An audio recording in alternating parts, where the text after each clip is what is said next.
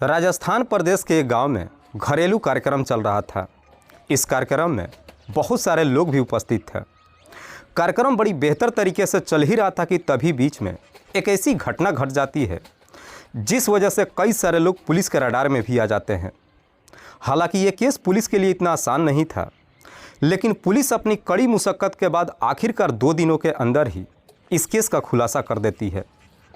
लेकिन पुलिस जब इस केस का खुलासा करती है, असलियत जब लोगों को मालूम चलता है, तो वाकई में लोगों का कहीं ना कहीं इंसानियत से ही भरोसा ख़त्म हो जाती है। नमस्कार, आदाब, मैं हसमुद्दीन और आप देख रहे हैं सफ़र क्राइम तक। आज की जो सच्ची घटना मैं आपको सुनाने वाला हूँ, ये घटना है राजस्थान प्रदेश की। राजस्थान का एक ज़िला पड़ता है पाली और इसी पाली का एक थाना पड़ता है बर थाने के अंतर्गत एक इलाका आता है न्यू कॉलोनी। और इसी न्यू कॉलोनी इलाके का रहने वाला भीकम चंद चौहान। भीकम चंद के परिवार में उसकी पत्नी के अलावा 2 बेटे हैं, जिसमें बड़ा बेटा का नाम है उत्तम चंद और दूसरा बेटा है उगम राज। हालांकि भीकम चंद अपने दोनों बेटों की शादी कर चुका है। उत्तम चंद की पत्नी का नाम है गुड़िया और उगम राज की पत्नी का नाम है शोभा। बात कर रहा हूँ मैं 2 जुलाई 2023 की दोपहर के करीब 3 बजे के आसपास। दरअसल भीकम चंद के ही पड़ोस का रहने वाला चंपालाल के घर एक आयोजन होता है, जिसमें भीकम चंद के पूरे परिवार को आमंत्रित किया जाता है। 3 बजे के आसपास जब भीकम चंद का पूरा परिवार इस आयोजन में जाने के लिए तैयार होता है, उसी वक्त ही उगम राज का छोटा बेटा गुन्नू गहरी नींद में सो जाता है। दरअसल उगम राज के टोटल 2 बच्चे हैं, जिसमें एक बेटी और एक बेटा। बेटा का नाम है गुन्नू, जिसकी उम्र अभी मात्र 7 महीने का है। इधर शोभा जब उस कार्यक्रम में जाने के लिए तैयार होती है, देखती है कि उसका बेटा गहरी नींद में सो रहा है।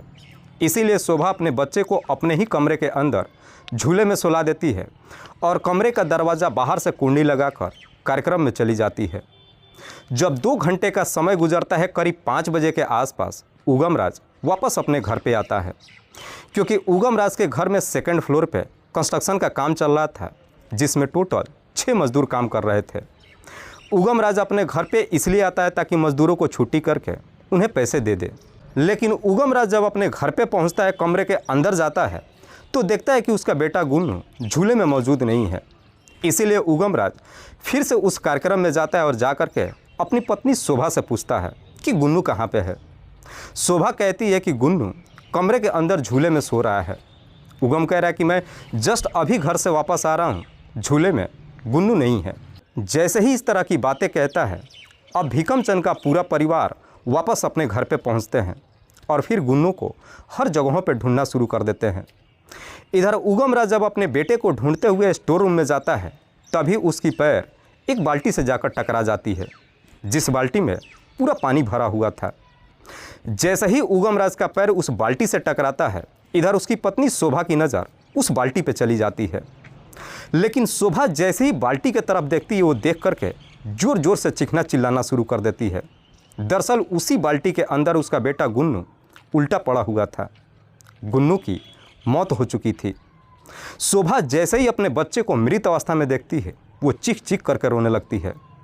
किसी को समझ में नहीं आता कि आखिरकार गुन्नू स्टोर रूम में पहुंचा कैसे।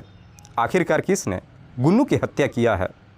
बगल में जो कार्यक्रम चल रहा था, जहां पे इतने सारे लोग मौजूद थे, जहां खुशियों का माहौल छाया हुआ था, अचानक गम में तब्दील हो जाता है। शोभा अपने बच्चे की मौत को बर्दाश्त ही नहीं कर पाती है, क्योंकि शोभा का बेटा गुन्नू बड़ी मुश्किल से इस दुनिया में आया था। दरअसल इससे पहले शोभा 4 बार प्रेग्नेंट हो चुकी थी, लेकिन हर बार ही प्रेगनेंसी नुकसान हो चुका था। इधर शोभा की जेठानी गुड़िया की भी सेम वही हालत होती है। गुड़िया का रो रो करके इस कदर से बुरा हाल हो जाता है कि उसे हॉस्पिटल तक भर्ती कराया जाता है। जैसे ही वहाँ पे हंगामा शुरू होता है, इस बात की जानकारी नज़दीकी थाने में दी जाती है। इधर पुलिस को जब सूचना मिलती है, पुलिस अपने टीम के साथ घटनास्थल पर पहुँचती है और उस घटनास्थल को बड़ी बारीकी तरीके से मुआयना करती है। लेकिन इसके बावजूद भी पुलिस के हाथ कोई सबूत नहीं मिलता है। लेकिन गुन्नू की डेड बॉडी जिस बाल्टी में पड़ी हुई थी, पुलिस जब उस बाल्टी को चेक करती है, तो आखिरकार पुलिस को उस बाल्टी के अंदर कुछ चमकता हुआ सितारा मिल जाता है। पुलिस सबसे पहले गुन्नू की डेड बॉडी को अपने कब्जे में लेती है और उसे पोस्टमार्टम के लिए भेज देती है। और इसके बाद से कई सारे लोगों से पूछताछ करती है। घर के अंदर सेकंड फ्लोर पे जो कंस्ट्रक्शन का काम चल रहा था, जिसमें 6 मजदूर काम कर रहे थे, पुलिस उन सबसे भी पूछताछ करती है। पर बावजूद इसके पुलिस के हाथ कोई सबूत नहीं मिलता है और देखते ही देखते एक दिन का समय गुजर जाता है। जैसे ही एक दिन का समय गुजर जाता है, इधर अगले ही दिन भीकम चंद का पूरा परिवार अपने इलाके के सरपंच को लेकर थाने पे पहुंच जाता है और थाने के बाहर ही धरना प्रदर्शन पे बैठ जाते हैं, जिसकी वजह से पुलिस प्रशासन के ऊपर भी काफ़ी दबाव हो जाती है। तब जाकर के पुलिस अब इस केस को सीरियस तरीके से लेती है। पुलिस फिर से भीकम चंद के घर पे जाती है और कई लोगों से पूछताछ करती है। इस दरमियान पुलिस को इतना तो यकीन हो जाता है कि गुन्नू की हत्या करने वाला कोई और नहीं बल्कि घर का ही कोई सदस्य है। दरअसल पुलिस का कहीं ना कहीं गुन्नू की चाची गुड़िया के ऊपर ही शक चला जाता है। इस शक की वजह भी सिर्फ एक होती है, क्योंकि बाल्टी के अंदर से पुलिस को जो सितारा मिला हुआ था, इधर गुड़िया जब हॉस्पिटल में एडमिट हुई थी, जो उसके शरीर पे चुन्नी था, उस चुन्नी में भी सेम वैसे ही सितारा था। लेकिन गुड़िया इस हालत में नहीं थी कि पुलिस उससे कुछ पूछताछ कर सके। अगले दिन गुड़िया जब होश में आ जाती है, पुलिस गुड़िया को थाने में बुलाती है और फिर गुड़िया से गुन्नू की हत्या के बारे में पूछताछ करती है। गुड़िया पुलिस को जवाब देते हुए कहती है कि साहब, आप लोग कैसी बातें कर रहे हैं, भला मैं गुन्नू की हत्या क्यों करूंगी। दरअसल मैं गुन्नू को अपने बेटे जैसे ही नहीं मानती थी, बल्कि उसे अपना ही बेटा मानती थी। लेकिन गुड़िया जब इस तरीके से जवाब देती है तो पुलिस अब गुड़िया से मनोवैज्ञानिक तरीके से सवाल करती है। पुलिस गुड़िया से सवाल करती है कि तुम 4 बजे के आसपास कार्यक्रम से वापस अपने घर पे आई थी मज़दूरों को चाय देने के लिए, क्या तुमने मज़दूरों को चाय बना करके दिया था। गुड़िया जवाब देती है कि नहीं साहब। पुलिस गुड़िया से सवाल करती है तो फिर जब तुम वहाँ से वापस कार्यक्रम में गई थी, जब तुम्हारी देवरानी शोभा ने तुमसे पूछताछ किया, तो तुम अपने देवरानी से झूठ क्यों बोला कि मैंने मज़दूरों को चाय बना करके दे दिया है।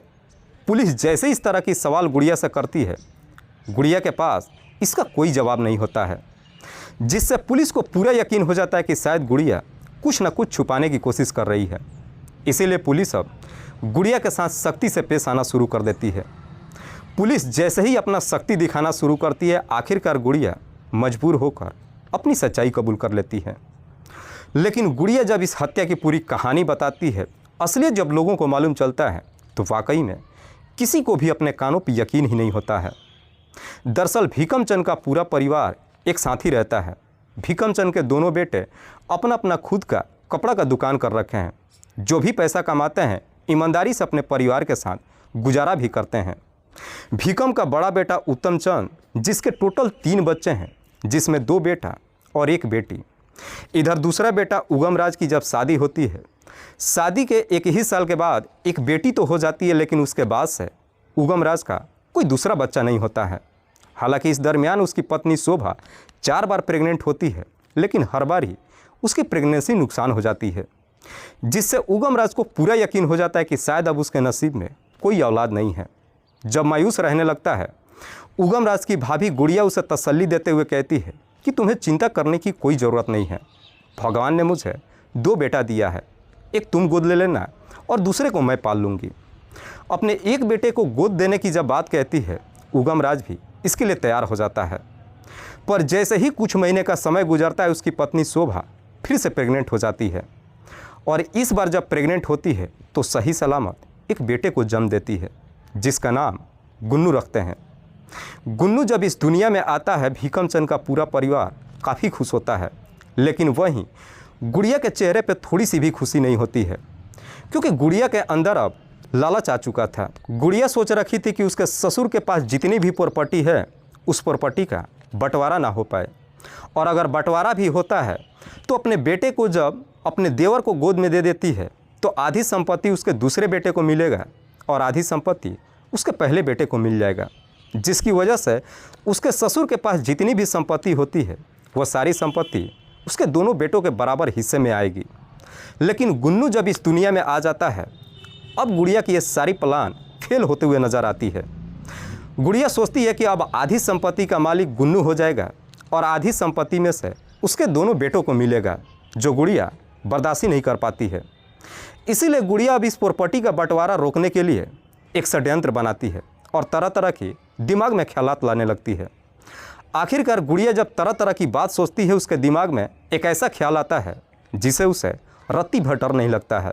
दरअसल गुड़िया गुन्नू को इस दुनिया से ही हटाने का तय कर देती है, क्योंकि गुड़िया सोचती है कि गुन्नू इस दुनिया से अगर चला जाता है तो सारी संपत्ति बराबर बराबर उसके दोनों बेटों को मिल जाएगा।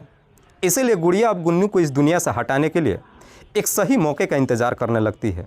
और आखिरकार गुड़िया को ये मौका 3 जुलाई 2023 को तब मिल जाता है जब उसके पड़ोस का रहने वाला चंपालाल के घर में एक आयोजन होता है और भीकम चंद के पूरे परिवार को आमंत्रित किया जाता है।